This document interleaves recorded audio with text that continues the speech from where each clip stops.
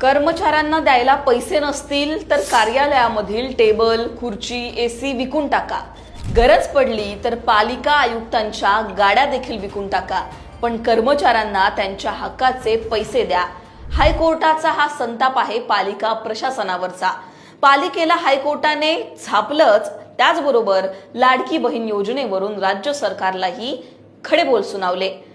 लाडकी बहीण योजना बंद करा हे बोलण्याची वेळ हायकोर्टावर का आली, या व्हिडिओच्या माध्यमातून जाणून घेऊ.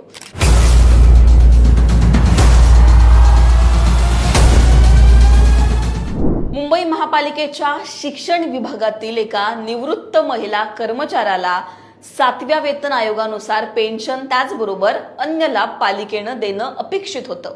तसं झालं नाही आणि त्यामुळे महिलेनं काय केलं तर हायकोर्टात धाव घेतली.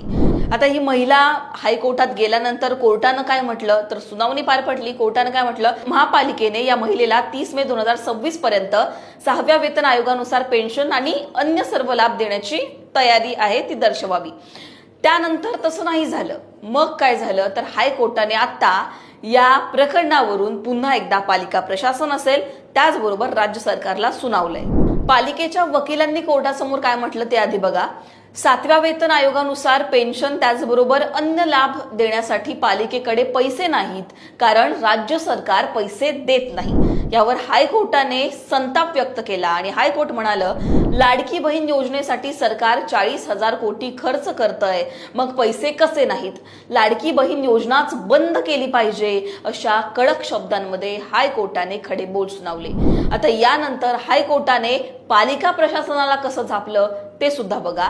हायकोर्ट काय म्हणालं तर पालिकेच्या अतिरिक्त आयुक्तांना 7व्या वेतन आयोगानुसार वेतन मिळतंय ना, त्यासाठी राज्य सरकारकडून त्यांना पैसे येतात. फक्त शिक्षक आणि शिक्षकेतर कर्मचाऱ्यांसाठी पैसे येत नाहीत.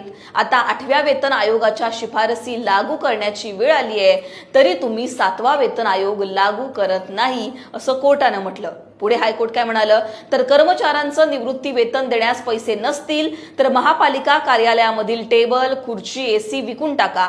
वाटल्यास पालिका आयुक्तांच्या गाड्यांसह अन्य गाड्या सुद्धा विकून टाका.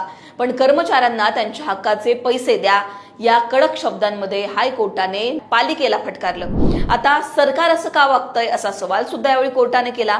राज्य सरकारने याबाबत भूमिका स्पष्ट करावी असं देखील कोर्ट म्हणालं. त्यामुळे लाडकी बहीण योजना आता सरकारच्या अंगलट आली आहे का असा प्रश्न उपस्थित होतोय. कारण हायकोर्टाने लाडकी बहीण योजनेवरून राज्य सरकारला फटकारण्याची ही काही पहिलीच वेळ नाहीये. या आधी आपण अनेक वेळा पाहिलंय, अनेक विभागांचा निधी, अनेक खात्यांचा निधी कशा प्रकारे लाडकी बहीण योजनेसाठी वळवला जातो आणि त्यावरून हायकोर्ट संताप व्यक्त करतं. या आधी सुद्धा आदिवासी विभागाचा निधी लाडकी बहीण योजनेसाठी वळवल्यामुळे त्या विभागासाठी पैसे नव्हते. आता सुद्धा असंच झालेलं आहे. पैसे नसल्यामुळे एकूणच लाडकी बहीण योजनेसाठी पैसे आहेत, पण कर्मचाऱ्यांना देण्यासाठी पैसे का नाहीत असं म्हणत लाडकी बहीण योजना तसं जर असेल, पैसे नसतील तुम्हाला तर ती बंद करून टाका असं हायकोर्टाने म्हटलंय. त्यामुळे लाडकी बहीण योजनेवरून ज्या प्रकारे हायकोर्टाने राज्य सरकारला झापलंय त्यावरची तुमची मतं कमेंटमध्ये सांगा.